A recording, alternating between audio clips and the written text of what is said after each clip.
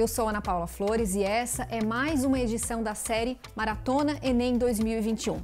Seja muito bem-vindo. Hoje é quinta-feira e a gente segue falando do Exame Nacional do Ensino Médio. Para você que não acompanhou nos outros dias, nós estamos apresentando no canal Educa SC e no portal uma maratona preparativa para o Enem. Já passamos por ciências humanas, ciências da natureza, linguagens e arte. E hoje chegou a vez da tão temida matemática. A gente sabe que a disciplina pode até assustar. Porém, se torna mais fácil quando algumas dicas importantes são assimiladas. Então, vamos lá. Hoje está aqui com a gente o professor da rede estadual, professor Dagoberto Cipriano Filho. Seja muito bem-vindo, professor. Tudo bem, Ana Paula? Tudo bem, obrigada pela sua participação. E já começamos com a primeira pergunta. Professor, o que é mais importante para o estudante do terceirão ou estudante do ensino médio que está se preparando para fazer a prova do Enem focar no que se refere à matemática que é cobrada no Enem? Então, por incrível que pareça, uma das coisas mais práticas a se focar no estudo do Enem é exatamente a parte da matemática básica. Em torno de 60% a 70% da prova pode ser resolvida quando o aluno ele presta atenção em detalhes da matemática básica, seja detalhes envolvendo operações, envolvendo frações, números decimais, interpretação de conjuntos e também, claro, além dessa parte da matemática básica, claro, a interpretação de todas as questões faz toda a diferença. Muito bom. E professor, em relação ao grau de dificuldade das questões, existe uma diferença entre o grau de dificuldade entre elas? Sim, existe um grau de dificuldade que todo estudante deve estar atento. E a maioria das questões, elas são desenvolvidas em 3 níveis. Por exemplo, se nós pegarmos um assunto como grandezas, dentro desse assunto de grandezas, nós temos pelo menos 3 questões em diferentes graus. A questão tipo fácil, questão média e a questão difícil. Então, cada uma dessas questões ela terá um peso, só que o peso delas, por incrível que pareça, só será definido após a prova. Por quê? Porque é dependendo do grau de acertos, dessa quantidade de acertos, que será definida a questão e classificada como uma questão de entendimento fácil, de entendimento médio ou de entendimento complexo. E professor Dagoberto, qual a melhor forma de o aluno, o candidato que está se preparando, resolver essas questões? Existe alguma dica, alguma sugestão ou quem sabe você pode nos mostrar algum exemplo? Sim, exatamente a parte para você começar a resolver as questões da prova do Enem, eu sempre aconselho a não necessariamente você resolvê-las em ordem, mas resolver essas questões primeiramente naquelas em que você tem um grau de segurança maior. Mas é claro, a prova do Enem ela tem algumas características básicas e matemática não foge à regra. Uma dessas características é a quantidade de textos longos. Então você tem que tomar muito cuidado ao ler esses textos e muitas vezes até eles são assustadores. Mas, diga-se de passagem, depois que você começa a compreender a questão, principalmente do meio para o fim, você começa a perceber que realmente é muito mais fácil do que você imagina. Realmente o tamanho pode assustar, mas elas são práticas. E existe algum exemplo que tu possa mostrar para a gente, Dagoberto? Com certeza. E aproveitando esse exemplo que eu vou colocar agora para você aqui, existe também essa diferenciação entre as questões que eu vou colocar. Prova de 2020, nós temos um exemplo, a questão do caderno cinza, questão número 147. Como vocês podem observar, é um texto um pouco longo e traz inclusive uma ilustração. Porém, essa era uma das questões mais fáceis da prova. Diga-se de passagem, olha só, uma empresa de ônibus utiliza um sistema de vendas de passagens. Então, até o primeiro parágrafo, nós só temos informações que praticamente não serão muito utilizadas. A não ser a parte que nós podemos destacar ali, a diferenciação das cores dos assentos. As cores escuras são as que estão ocupados e as questões relacionadas aos assentos que estão claros, elas estão em branco. Então, a pergunta é muito mais simples, porque o que o estudante deve fazer aqui? Ele deve simplesmente observar a contagem desses assentos. Então, é uma questão super prática. Olha só, ele fala isso, a razão entre o número de assentos já vendidos e o total de assentos desse ônibus. Então, o que o aluno tem que ter aqui de conhecimento? O que você tem que dominar, estudante? Você tem que dominar exatamente o conceito do que é uma razão dentro da matemática. E é um conceito básico. Razão indica uma divisão. Ela pode ser representada através de uma fração, que é o que nós temos aqui. Então, nós temos que fazer a contagem exatamente entre o número de assentos vendidos e a quantidade total que nós temos. E simplesmente marcar a alternativa correta. Mas veja que, dependendo do seu tempo na prova, você pode passar despercebido por essa questão e apenas nem realizar a leitura, né? Dependendo do seu tempo ou a falta de tempo que você dedicou a outras questões da prova.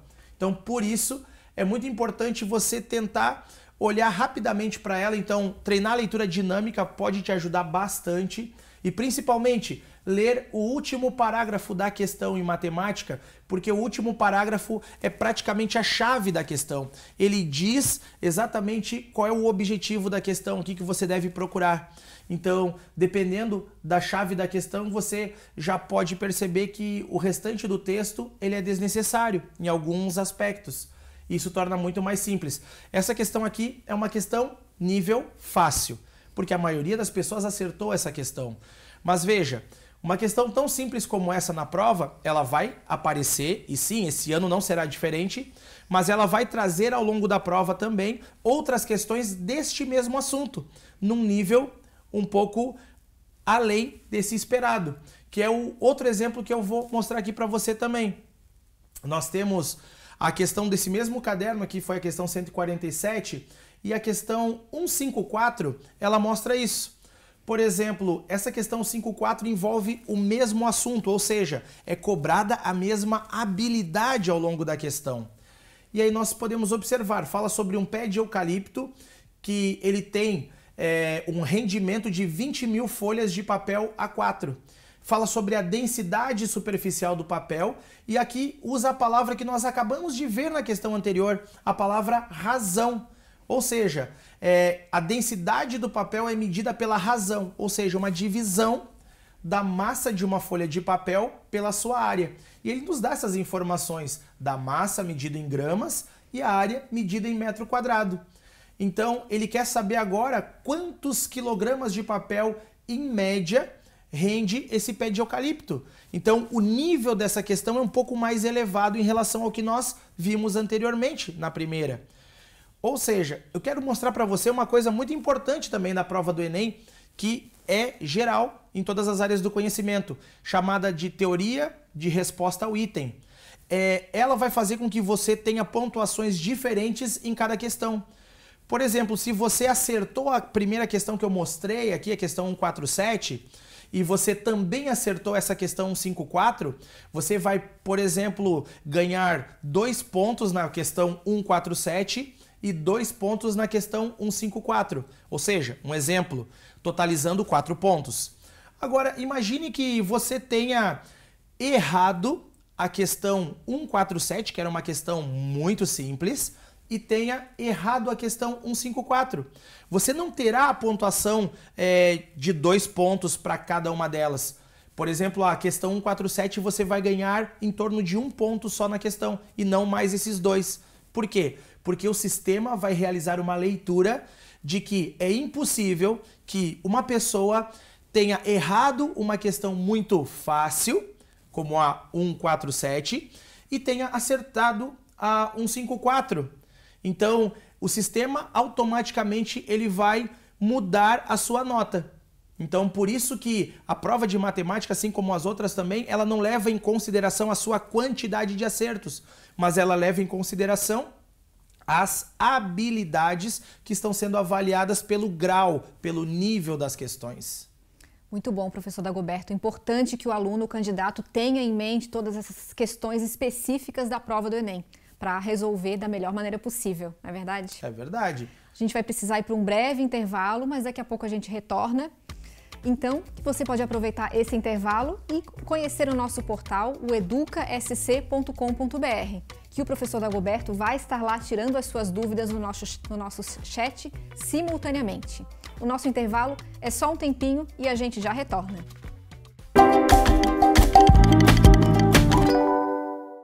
Olá, tudo bem?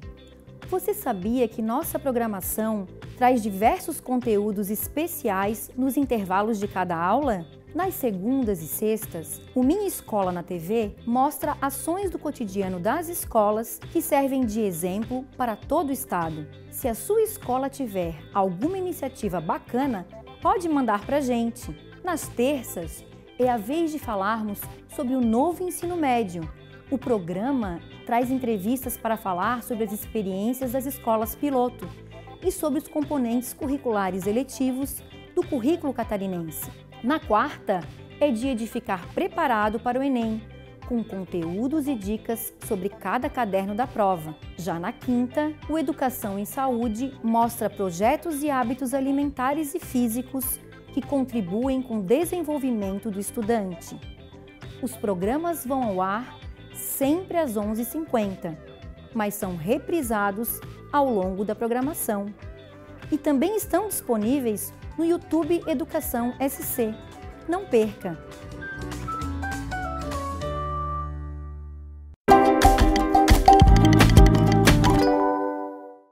Estamos de volta. E antes de retomar a conversa com o professor Dagoberto, tem uma coisa que temos falado muito nos últimos programas que é super importante. Que o aluno se lembre sempre de fazer as provas anteriores do Enem. Assim, você vai ficar com as pegadinhas mais comuns, vai conhecer a linguagem que é utilizada e até mesmo saber como interpretar cada questão. Como o Enem é uma prova longa e cansativa, se você treinar como se fosse na vida real, você vai se acostumar e conseguir analisar em que períodos consegue se concentrar melhor. Aproveitando, professor Dagoberto, gostaria então de perguntar para você, existe uma estatística ou alguma pesquisa que mostre quais são os assuntos que mais caem no Enem, comparando com aqueles que já foram cobrados em provas anteriores? Com certeza existem sim. Eu costumo classificar 8 principais assuntos. Não quer dizer que sejam só esses 8 assuntos que vão aparecer na prova, mas são os 8 assuntos que você vai encontrar ao longo da sua prova. Então, esses assuntos eu separo como 8 áreas. Claro que nós temos na matemática a álgebra, a aritmética e a geometria. Temos a trigonometria, temos a estatística, mas para o Enem, Exame Nacional do Ensino Médio, que todo estudante deve saber, que você deve saber que está nos assistindo, é que esses 8 assuntos realmente vão aparecer certo na sua prova. O primeiro deles, claro, é relacionado à parte de gráficos e tabelas. Então, todo ano, o estudante vai encontrar na sua prova interpretação de gráficos e tabelas que trazem muitas informações, independente do assunto, que pode estar relacionado com funções, geometria ou qualquer outra área da matemática. E esses assuntos de gráficos e tabelas caem envolvendo interpretações de situações do dia a dia. Assim como também um outro assunto muito importante é o assunto relacionado a funções. Função afim, função quadrática, gráficos de funções também, com certeza. E dentro das funções nós encontramos também resoluções de problemas envolvendo a álgebra. Então é importante que o aluno esteja atento a esses detalhes. E, claro, um outro assunto que é chave para a prova do Enem, estatística. Principalmente a parte relacionada às medidas de tendência central, média, moda, mediana. Então, esses assuntos vão aparecer com certeza na sua prova. Pelo menos uma questão envolvendo média, ou moda, ou mediana, aparecerá ao longo da sua prova este ano. Esteja certo disso. E nenhum dos anos que nós temos aí feito o Enem deixou de aparecer esse assunto. Claro, nós não podemos destacar também de forma diferente das outras a geometria plana.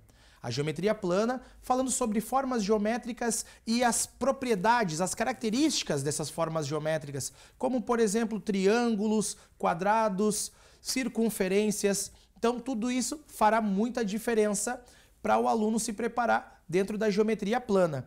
E é claro, se o aluno domina a geometria plana ou tem uma boa noção, ele vai conseguir também se sair muito bem na geometria espacial, que envolve a situação dos sólidos geométricos, prismas, poliedros, corpos redondos e entender as principais características desses corpos. Então, isso realmente é algo prático para que o estudante esteja preparado.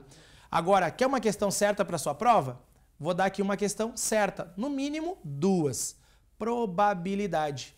Probabilidade é algo imprescindível para a prova do Enem. Não existe prova do Enem sem um assunto de probabilidade. Ele não é um assunto da moda, ele é um assunto certo para todo ano de Enem.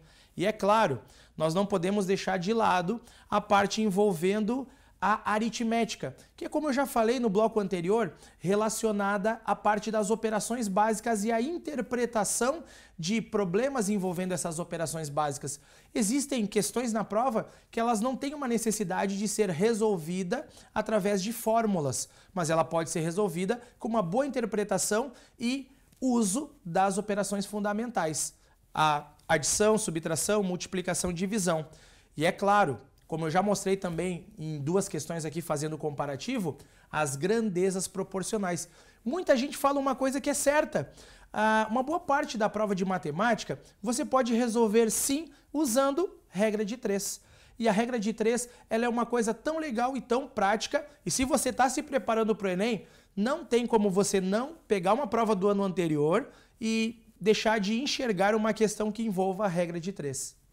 Professor Dagoberto, e diante de tantos assuntos que foram aí trazidos e mencionados por você, como que o aluno pode, o candidato, ao longo da sua trajetória acadêmica, não só no terceirão, mas também no primeiro e segundo ano, organizar essa rotina de estudos? Porque é um conteúdo muito extenso no caderno de matemática, não é mesmo? Exatamente, porque matemática ela é uma área do conhecimento e também é uma unidade curricular, diferente, né, por exemplo, das ciências da natureza, que é dividida em 3, química, física e biologia. Então você tem um número determinado de questões. Matemática não, são 45 questões. Então deve-se dar uma atenção especial sim para a matemática, não é porque eu sou professor de matemática que estou falando isso, mas é claro que uma forma interessante de se pensar para a matemática existem 2 tipos de pessoas. As pessoas que têm um certo grau de desenvoltura com a matemática e aquelas pessoas que têm uma dificuldade, e é perfeitamente normal. Então, você tem que pensar que, ao se preparar para a matemática ou para qualquer outra área do conhecimento, vamos levar em consideração como se fosse uma preparação de uma dieta alimentar. Eu sempre dou esse exemplo porque uma pessoa, ao seguir uma dieta alimentar, ela tem vários propósitos. Umas são para ganho de massa muscular, outras para perda de massa corporal. E então você tem que estar ciente, quando você está fazendo a preparação, qual é o teu objetivo. Então, se eu tenho um bom objetivo já e tenho uma boa desenvoltura com a matemática, talvez eu não precise estudar tanto ela, mas não deixar de resolver pelo menos 10 questões durante o meu dia. Achar um tempo do meu dia. Agora, se eu sou uma pessoa que tenho mais dificuldades em matemática, eu devo procurar dar uma ênfase maior para alguns assuntos e, claro, com bastante antecedência à prova. Nas semanas finais, não é aconselhável, por exemplo, estudar assuntos novos ou coisas que você tenha uma certa insegurança, porque isso vai te trazer desespero. Então, não é bom começar por aí. Então, nesses últimos dias, aí, nessas últimas semanas em que o Enem está se aproximando, a dica que tu dá é para não buscar assunto novo. Exato. Mas sim revisar os assuntos que já foram estudados. Revise aqueles assuntos que você tem segurança. E como eu falei, dentro dos 8 assuntos que nós abordamos aqui, eles vão aparecer certamente na sua prova. Então, eu estou te dando aqui certeza dessas questões este ano de 2021. E professor Dagoberto, conta um pouquinho pra gente sobre algumas técnicas de estudo específicas para o aluno organizar o seu tempo agora nessa reta final. Tu já comentou em outras ocasiões com a gente sobre a técnica de Pomodoro, enfim, conta pra gente um pouquinho sobre como que o aluno pode organizar o seu tempo no vestibular. Perfeito. Tempo é algo que, né, é diferente de uma pessoa para outra, né? Então, alguns têm alguns afazeres a mais, outros a menos. Uma técnica que eu sempre falo é a técnica Pomodoro, né? Que é uma técnica de estudos concentradas. Por exemplo, você pode pegar 1 hora do seu dia, se é aquele tempo que você tem, você pega 1 hora do seu dia e concentra 50 minutos resolvendo questões, revisando conceitos, e depois que você realizou essa revisão de conceitos, você tem 10 minutos de descanso. Então tem que ser cronometrado. 50 minutos de estudo, 10 de descanso. Terminou essa 1 hora, volta para mais 50 minutos e depois novamente os 10 de descanso. Então, é uma técnica realmente concentrada, né? Pomodoro é a marca, né, conhecida de um extrato de tomate. Então, é um extrato, é uma coisa concentrada. Uma outra técnica que eu também costumo exemplificar é a técnica de estudo JK, em homenagem, claro, ao nosso presidente, ex-presidente Juscelino Kubitschek. Então, o JK ele tinha um plano, né, de desenvolvimento de 50 anos em 5. Então, essa técnica de estudos, ela consiste em fazer um resumo de, por exemplo, não necessita ser de 50 anos ou de 5 anos em 5 minutos. Não, não é isso. Mas você concentrar uma determinada quantidade de assuntos. Vamos pegar um exemplo. 5 assuntos que você demorou um semestre para estudar no seu período letivo. Então você pega esses 5 assuntos e condensa através de exercícios e através de resumos num tempo de 1 hora ou 2 horas aquele assunto. Então é um período concentrado. Ou seja, você faz 6 meses em 1 hora ou 2 horas. É muito semelhante, por isso o nome 50 anos em 5 ou Sistema JK. Muito bom, professor, essas dicas para que o aluno possa otimizar cada vez mais o uso do seu tempo nessa reta final do Enem, não é verdade? Com certeza. A gente vai precisar ir para um breve intervalo e no próximo bloco o professor Dagoberto vai te dar mais dicas para a prova de matemática. A gente já volta. Você já se informou sobre a educação catarinense hoje? Se liga nas dicas que eu vou te passar para ficar por dentro de tudo que acontece nos bastidores da educação aqui em Santa Catarina. Você pode acessar o site sede.sc.gov.br. Lá são divulgadas todas as novidades sobre investimentos, novas ações da Secretaria e do Governo do Estado, cursos para professores, iniciativas das escolas e muito mais. Para conferir as ações do cotidiano das escolas, a dica é acessar educasc.com.br. Lá, você também confere todas as ações dos canais EducaSC e outros conteúdos exclusivos. Se você prefere se informar pelas redes sociais, é só procurar por EducaCalSC no Facebook, Instagram e no YouTube. Gostou das dicas? Fique por dentro de tudo que acontece na educação catarinense com a gente.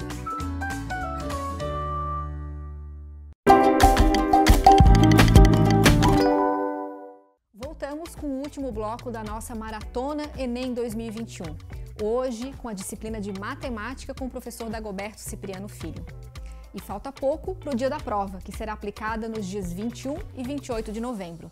Nesse ano, as provas em formato digital e impresso serão as mesmas, com 4 cadernos, cada um com 45 questões de múltipla escolha, de ciências humanas, ciências da natureza, linguagens e matemática, e também com a redação.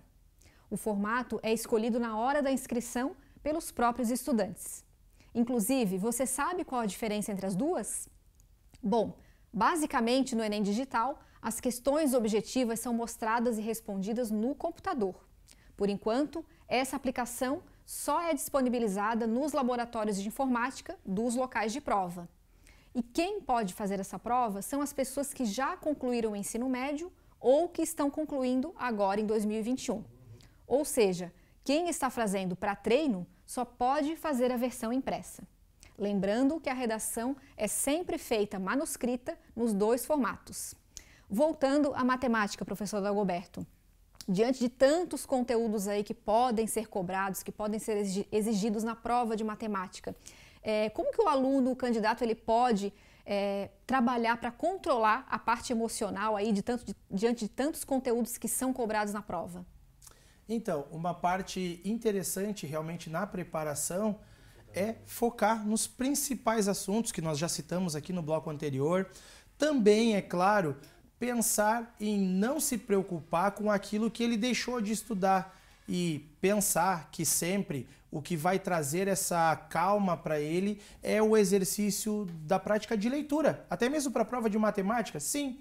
Por mais que ela envolva conceitos diferentes de outras áreas do conhecimento, a leitura, a prática da interpretação vai fazer toda a diferença na prova. Então, quanto mais o aluno está preparado, o candidato está pronto para isso, ele vai chegar confiante na hora da prova. Uma coisa que eu sempre digo também é regular muito bem as suas noites de sono, a sua alimentação, isso faz muita diferença também.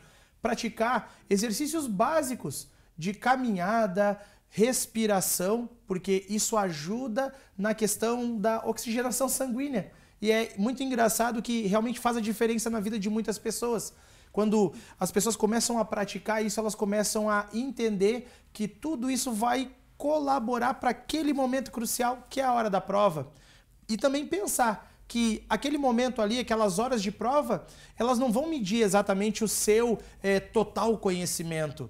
Até porque nós sabemos que existem pessoas que elas saem do local da prova, parece que vem aquele turbilhão de informações na memória.